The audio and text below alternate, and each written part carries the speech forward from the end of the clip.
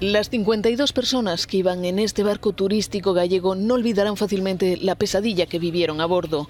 5 personas resultaron heridas graves, 2 con importantes quemaduras, después de que el catamarán se incendiara poco después de zarpar de Ogrove, en la isla de Arousa, en dirección a la isla de Atocha.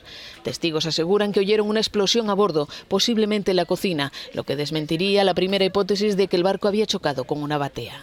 Veníamos de Asturias y estábamos en el barco y justo al lado nuestra, abajo, explotó una cosa y salió solo una llamina de nada.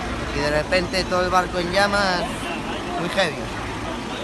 ¿Saltasteis? ¿Os cogieron? Saltó ella y luego yo ya cuando vi que las llamas ya estaban muy cerca, ya salté también. Entre los pasajeros había 8 niños. Muchos fueron rescatados tras saltar al agua, mientras la tripulación acercaba el catamarán a una batea y otras embarcaciones trataban de prestar auxilio. Una treintena de personas fueron atendidas por contusiones, principios de hipotermia y ataques de ansiedad. El catamarán Boramar era nuevo, había sido botado el 16 de julio y llevaba solo una semana en servicio.